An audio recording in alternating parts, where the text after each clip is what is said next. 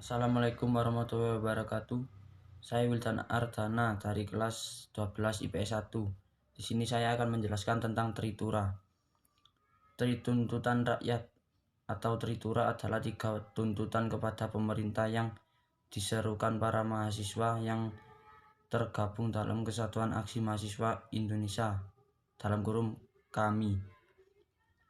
Selanjutnya diikuti oleh kesatuan-kesatuan aksi yang lainnya seperti A. Kesatuan Aksi Pelajar Indonesia (KAPI), B. Kesatuan Aksi Pemuda Pelajar Indonesia (KAPPI), Kesatuan Aksi Buruh Indonesia (KABI), D. Kesatuan Aksi Sarjana Indonesia (KASI), E. Kesatuan Aksi Wanita Indonesia (KAWI), F. Kesatuan Aksi Guru Indonesia (KAGI), serta didukung penuh oleh Tentara Nasional Indonesia (TNI).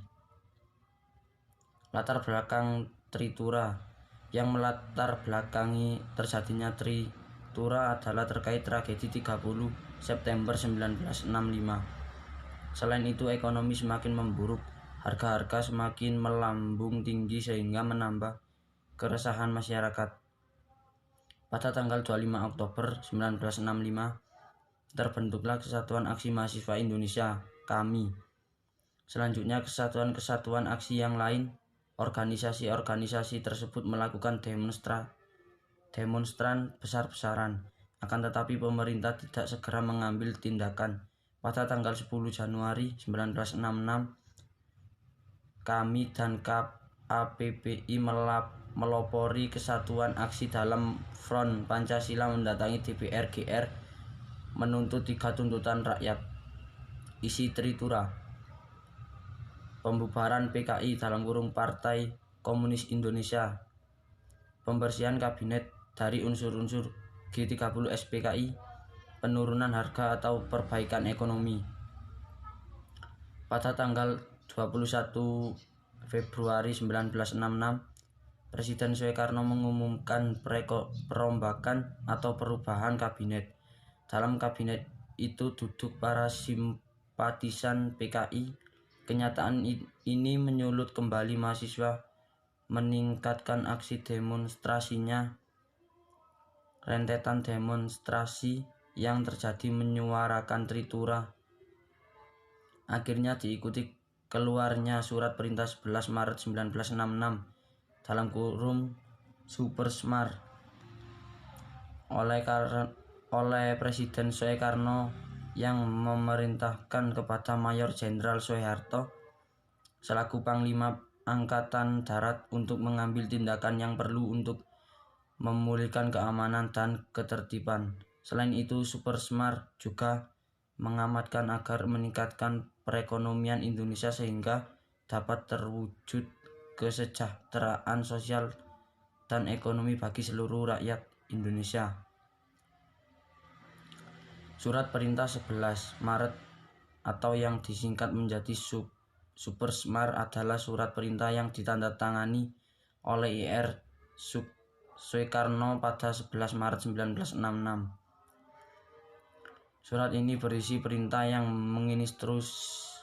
menginstruksikan Soeharto selaku Panglima Komando Operasi Keamanan Ketertiban Pangkop Kamtib untuk mengambil segala tindakan yang dianggap perlu untuk mengatasi situasi keamanan yang buruk pada saat itu. Perekonomian Supersmar adalah bagian dari memahami sejarah dan berguna sebagai bekal dalam pembangunan bangsa. Dualisme kepemimpinan nasional. Dualisme kepemimpinan nasional adalah adanya 2 pemimpin yang memiliki kewenangan yang sama seperti dualisme kepemimpinan Soekarno-Soeharto pada tahun 1966 sampai 1967 setelah peristiwa G30 SPKI. Situasi politik Indonesia antara tahun 1957 sampai 1966 memberi gambaran mengenai dominasi Angkatan Darat dalam pemerintahan. Presiden Soekarno merasa dominasi Angkatan Darat dapat mengancam kekuasaannya. muncul Soeharto sebagai tokoh yang menumpas G30 SPKI dan menghancurkan PKI yang merupakan pendukung politik Soekarno. Dualisme kepemimpinan diawali dengan perbedaan penafsiran Surat Perintah 11 Maret 1966. Tindakan Soeharto sebagai pengemban super smart seperti pembubaran PKI secara de facto merupakan suatu dualisme kepemimpinan sesuai penetapan Presiden nomor 7 tahun 1959, sedangkan isi dari super smart sebenarnya hanyalah perintah Presiden dan tidak menunjukkan peningkatan wewenang Soeharto.